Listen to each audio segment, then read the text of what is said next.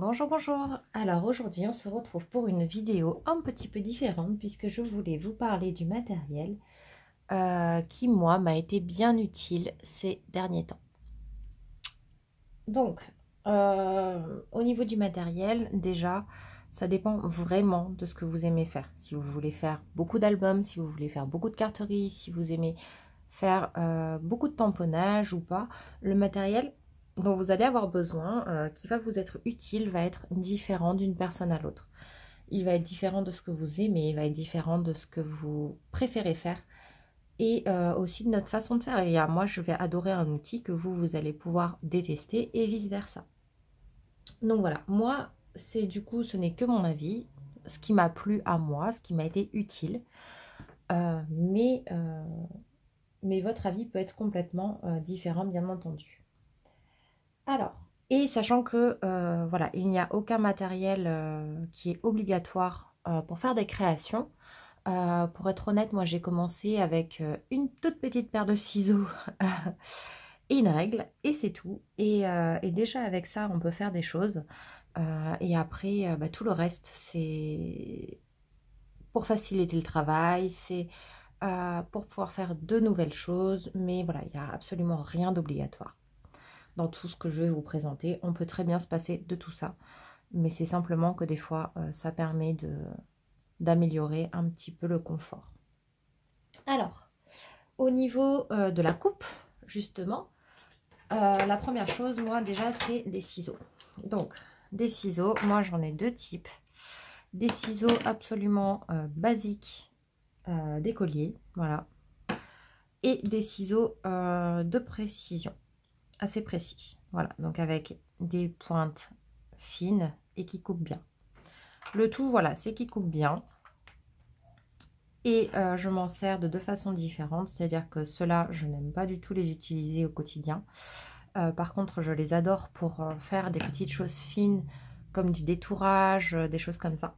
Et ceux-là, j'aime beaucoup les utiliser voilà, quand j'ai besoin de découper au quotidien. Mais par contre, je n'aime pas du tout. Il n'est pas assez précis pour faire du détourage. Au niveau de la découpe, toujours, il y a tout ce qui est massicot. Massicot, guillotine. Alors, moi, je n'avais pas de magasin ou de rayon de loisirs créatifs vers chez moi quand j'ai acheté mon matériel. Et du coup, je me suis tournée vers ce qui était le plus pratique à ce moment-là. C'était tout ce qui était les magasins de papeterie bureautique, on va dire. Donc, je suis partie sur, à l'époque, une guillotine. Je vais essayer de vous montrer, mais je suis même pas sûre qu'elle rentre dans le cadre. Voilà, donc, vous la verrez en partie. Donc, c'est une guillotine de bureau, tout simplement. Donc, c'est un format A4, puisque du coup, comme c'est de la bureautique, ils n'ont pas les formats 30 par 30, etc. Donc là, j'ai les feuilles, je crois, 30 par 30 et demi. Elles passent dans le sens 30, mais pas par 30 et demi. Donc ça, c'est l'inconvénient. Et donc, tout simplement, on a ici... Voilà, donc ça, c'est la vitre de protection. Et ici, on a la lame. Donc, avec la sécurité. Voilà. Et on vient simplement découper. Moi, je trouve cet outil absolument génial. Je trouve ça extrêmement pratique. Ça fait 2 ans et demi, 3 ans que je l'utilise tout le temps. Et je n'ai aucun problème. La seule chose que je fais dessus, c'est simplement entretenir ma lame. Donc avec de la paraffine. Donc voilà, c'est de la paraffine de confiture. Vous savez, pour fermer les bocaux de confiture. Donc là, c'est le parfait. N'importe quelle paraffine fait l'affaire, tout simplement. Donc pour entretenir ma lame, je passe un peu de paraffine dessus de temps en temps. Et c'est tout ce que j'ai fait depuis. Et en fait, c'est génial. Le seul défaut, l'autre défaut, c'est que vous voyez la graduation. Donc vous voyez, là j'ai des centimètres. Et en haut, j'ai des inches. Et la graduation s'arrête à 2,6 je crois, 2,6 cm. Donc pour toutes les choses qui sont plus fines, c'est pas évident. Donc moi ce que je fais en fait, c'est que je fais l'inverse. C'est-à-dire que tout simplement, je viens me caler au bord et je fais une simple soustraction. C'est-à-dire que si je veux 1 cm, eh bien je viens vérifier la mesure qui est ici. Je décale d'1 centimètre et là je coupe, tout simplement. Et voilà, et donc moi c'est vraiment... j'ai essayé les massicots et je préfère largement ça. Comme je vous disais, c'est une histoire de goût après, hein, de chacun. Voilà. Et ensuite, pour tout ce qui est les autres découpes, que je ne fais pas au massicot, parce que j'utilise aussi pas mal de papier au format raisin, donc 50 par 70. Donc j'ai investi dans un tapis de coupe, que vous voyez ici, qui est au format A2. Et donc dans un cutter tout simple hein, de bricolage, tout simplement. Et une règle de coupe par contre. Donc c'est pareil, c'est une règle en métal. Parce que j'ai essayé d'autres systèmes avant, ça n'a pas fonctionné. Et donc là c'est une règle tout simplement métallique. Donc avec vraiment un rebord métallique ici pour la coupe. Et donc on a un côté qui sert de règle et un côté qui sert pour la coupe. Et donc toujours pour des questions de sécurité, on a ici une partie surélevée qui sert pour protéger les doigts tout simplement. Donc on vient poser bien ses doigts le long de la sécurité et on peut venir découper de l'autre côté et on n'a aucun risque ni pour les doigts ni pour la règle. Tout est voilà, et elle est munie à l'arrière d'un antidérapant. Donc voilà, donc cette règle là moi j'en suis très contente. C'est pareil, c'est des outils qui me servent très souvent et ça ne bouge pas. Ensuite, dans les outils beaucoup plus basiques, beaucoup plus simples, on a tout simplement le poinçon. Donc c'est juste tout simplement un pic hein, avec un manche en bois. Alors ça, moi, ça me sert pour pas mal de choses. Notamment, le plus souvent, c'est pour enlever les protections des doubles faces. Parce que j'y arrive pas toujours à la main. Quand c'est notamment le double face résistant, le rouge. Celui-là, j'arrive pas à enlever les protections. Alors qu'avec ça, c'est très facile. Pour ceux qui ont des dies, ça sert également pour passer dans les petits trous pour enlever bien les découpes des matrices. Pour faire tout ce qui est reliure également, donc je mets un tapis sous mes feuilles et comme ça je peux percer soit pour faire de la reliure, soit pour faire de la couture également. Et également pour poser les attaches parisiennes, c'est pareil pour faire juste un petit trou.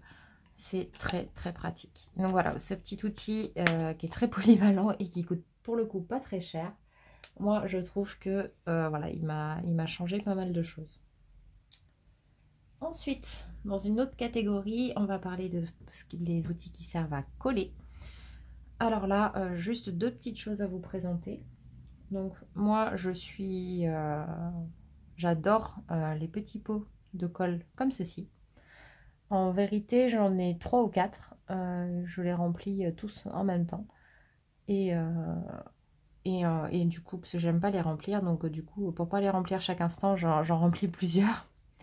Mais je trouve que voilà, cette pointe, pour l'instant, c'est ce qu'il y a de mieux dans tout ce que j'ai trouvé. Alors, j'ai jamais testé ceux avec l'épingle à l'intérieur. Moi, j'ai toujours eu le petit bouchon en silicone. J'ai jamais eu de soucis. Il y en a un qui est percé et qui est arrivé percé d'ailleurs. Donc des fois il faut faire attention parce que le petit bout de temps en temps il passe de travers comme ça, il passe dans le trou. Mais voilà, j'ai jamais eu de soucis, ça tient très bien, la colle ne sèche pas. Et si par hasard j'ai oublié de le refermer, ce qui m'arrive de temps en temps, ou pour une autre raison, si ça par hasard ça a séché, je passe du coup une épingle que je réserve à ça dans le petit embout pour déboucher. dans un sens et dans l'autre. Et c'est tout. Je le passe ici aussi. Et voilà. Et ça permet vraiment d'être précis, mais ça permet aussi de doser la colle. Parce que j'ai remarqué qu'avec d'autres embouts, même si on n'a pas besoin de précision, des fois, selon les pots de colle, ça peut partir vite, ça peut partir, voilà, après, il faut réadapter, enfin réétaler au pinceau, etc. C'est vrai que avec ça, moi, j'ai beaucoup moins de soucis. Donc, je trouve ça super. Et le deuxième petit outil que je voulais vous présenter, moi, je l'avais acheté celui-ci chez Aurélie Craft Studio. Et donc, c'est un petit outil à double embout comme ça.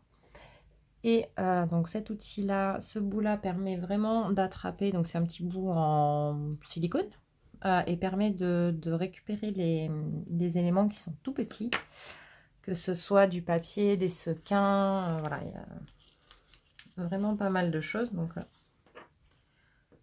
vous voyez, hop, ça vient s'accrocher. Et du coup, ça permet vraiment de pouvoir après positionner comme on le souhaite. Et ensuite, ce bout-là, qui est un embout fin. Moi, je m'en sers simplement pour recaler un petit peu mes éléments quand je les ai quand même mis un peu de travers. Voilà, ça permet de réajuster un petit peu. Ensuite, pour ce qui est des plis et des rainurages, moi, au début, j'étais partie sur une table de rainurage comme ça. Donc, celle-là, c'est celle de chez Artemio. Multi-purpose scoring board, parce qu'en fait il y a la possibilité de faire des enveloppes avec, il y a d'autres outils. Honnêtement, c'est pas mal. C'est pas mal parce que on peut bien positionner son papier dans le coin, ça bouge pas. On peut faire nos rainurages et puis on a les centimètres également sur le côté, donc ce qui nous permet de dire voilà, je veux faire un rainurage jusqu'à 15, donc on peut venir mettre par exemple une équerre à 15 pour arrêter son pli à ce moment là. Voilà, potentiellement pourquoi pas, c'est bien. Le défaut moi que je trouve, c'est que les rainures sont à des mesures qui sont assez enfin voilà, si je veux un pli à 7 mm par exemple, je ne vais pas avoir le trait en face, donc il faut que je décale en fonction. Enfin, voilà, je suis pas, c'est pas mal, mais c'est vrai que là-dessus, un massicot avec une lame de rainurage peut permettre d'avoir les mesures qu'on souhaite, mais je trouve qu'avec le massicot, on est moins précis, on bouge plus facilement dans un sens ou dans l'autre, alors que là, on est calé au bord. Donc voilà, donc les deux, je trouve qu'ils ont des inconvénients et des avantages. Et ensuite, dans les outils basiques, moi j'avais pris un lot de 2 plioirs. Donc pour vous donner un petit avis, le grand, je l'utilise en fait très peu. Finalement, moi je préfère celui-ci, qui est très pratique parce que du coup il permet vraiment de marquer les plis, mais surtout en fait l'embout ici, le bout est très très fin.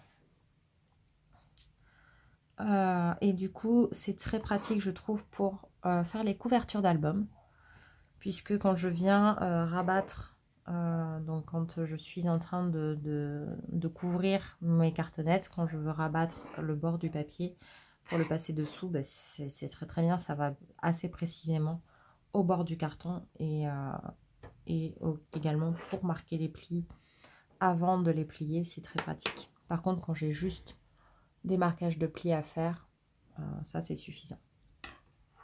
Ensuite, dans les petits outils utiles, moi j'ai ces pinces inversées. Donc c'est simplement des pinces qui tiennent fermées naturellement et lorsque l'on appuie, elles s'ouvrent. Je trouve ça extrêmement pratique également pour pouvoir positionner des éléments, puisqu'en fait du coup je m'en sers pour donc tenir l'élément. Hop, je retourne ma pince pour pouvoir mettre de la colle sur l'élément et ensuite hop, je viens positionner à l'endroit voulu. C'est fin, c'est précis, ça tient tout seul, il n'y a pas besoin de maintenir appuyé. Voilà, moi je trouve que à choisir. Je préfère ces pinces-là que les pinces normales. Ensuite, d'autres petites choses aussi qui sont bien pratiques. Ce sont tout ce qui est pinces et petites pinces à linge, des choses comme ça. Donc les pinces à papier comme ceci ou les pinces à linge. Donc pour faire tenir, moi je m'en sers pour deux choses. Donc pour faire tenir quelque chose qui est en cours de collage par exemple. Ou même simplement pour pouvoir maintenir ensemble un certain nombre d'éléments. Et donc ces pinces là, elles sont en général, elles ont une pression bien plus importante que celles, les petites pinces à linge en bois comme ceci. Et elles ont un appui qui est beaucoup plus long. Donc en fait, en fonction de ce que je suis en train de faire, des fois avoir un appui trop important abîme mon papier, abîme un petit peu ce que je suis en train de vouloir coller. Donc du coup, je préfère partir sur celle-là. Et si j'ai besoin par contre de vraiment appuyer ou d'un appui qui soit vraiment plus long que juste un petit point comme ceci, je pars sur celle-ci. Voilà, voilà. Et la dernière chose dont je voulais vous parler, c'était pour des questions d'organisation. Mes petites astuces. Alors moi, j'ai demandé à récupérer les pots pour bébé. Je trouve ça très très pratique pour y stocker. Donc vous voyez, des perles, les coins, les attaches rubans, les petites pinces à linge également. J'y stocke tout un tas de, voilà, les demi-perles, les œillets, enfin vraiment beaucoup de choses. Tous dans des petits pots du coup récupérés. Et voilà, je voulais vous en parler parce que je vois pas souvent cette astuce passer et moi je trouve ça vraiment très pratique. Ensuite, dans les autres petites choses que je trouve très pratiques, ce sont les paniers. Alors, ce sont des paniers comme ça, moi je prends qui sont démontables et qui me servent pas, ils ne me servent pas à ranger. Vous voyez, hop, vous pouvez démonter et comme ça vous pouvez les plier. Ils ne me servent pas à ranger personnellement, ils me servent à mettre mes projets en cours. C'est-à-dire que je mets un panier ou deux paniers par projet. Et comme ça, je sais que tout est rassemblé à l'intérieur. Comme j'ai souvent plusieurs choses en cours, ça me permet tout simplement de garder les projets ensemble. Tout ce qui sert à un projet dans le même panier. Et quand j'en ai plus besoin, hop, je replie le panier et je le mets de côté. La dernière chose dont je voulais vous parler, c'est que pour mes collections de papier en 30 par 30 par exemple, j'utilise donc soit ce sont des blocs et je les laisse bien sûr en bloc, soit ce sont des feuilles volantes, auquel cas je les mets dans des pochettes de ce type là. Donc celle-ci c'est celle de chez Craftelier, j'en avais acheté un lot. Voilà, c'est très pratique. Et du coup je garde les chutes à l'intérieur des pochettes. Et quand c'est des blocs, je les mets dans des petits sachets transparents que je garde dans les blocs tout simplement. Comme ça, tout ce qui concerne la collection reste ensemble. Mais pour ce qui est des papiers de base, c'était problématique pour moi parce que j'ai du coup, j'achète des papiers de différentes couleurs. Et en fait, simplement, pour toutes les chutes de ces papiers-là, selon les créations que je fais, j'en ai plus ou moins. Mais toutes les chutes de ces papiers-là, je ne savais pas quoi en faire. À chaque fois, c'était le bazar. Et donc, c'est des chutes qui font maximum 30 cm puisque on est sur du papier A4. Et j'avais également des papiers soit à l'unité, soit des restes pour une création particulière en 30-30. Donc c'est pareil, ce genre de papier-là, je ne savais pas où les stocker. Puisque quand je les range avec les collections, je me rends compte que je les oublie. Donc pour tous les papiers basiques, on va dire, pour toutes les chutes en tout cas, j'ai trouvé un rangement qui moi me convient. c'est pareil, je sais pas trop si je vais réussir à vous le montrer comme il faut. Mais en fait, c'est un trieur. Donc, regardez pas le bazar parce que du coup, je les mets un peu en vrac.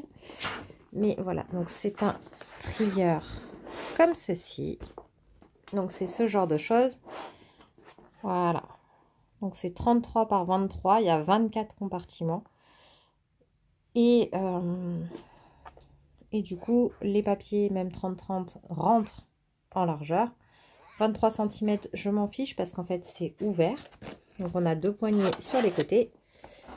Et en fait, voilà. Vous avez tout un tas de pochettes comme ceci. Et donc, moi, j'y mets le nom de la couleur et la référence sur la petite étiquette et le papier à l'intérieur de la pochette. Et voilà, je fais ça comme ça pour toutes les couleurs de base que j'ai. Et donc, je sais que quand je cherche une couleur, que je vais faire une petite découpe dedans ou que j'ai besoin d'un morceau, vous voyez, pour les papiers blancs, il y a des morceaux de toutes les tailles. Voilà, je sais que je peux venir fouiller là-dedans assez facilement. Et je trouve ça vraiment très pratique. Voilà, voilà. Ben, écoutez, c'en est tout pour cette petite vidéo. Je pense que je vous ai présenté un petit peu tout le matériel qui me semblait bien utile, qui n'est pas forcément du matériel dédié aux loisirs créatifs, donc dans différentes catégories, hein, que ce soit pour couper, coller, plier, et pour un petit peu s'organiser et ranger également. Donc j'espère que cette petite vidéo vous aura plu.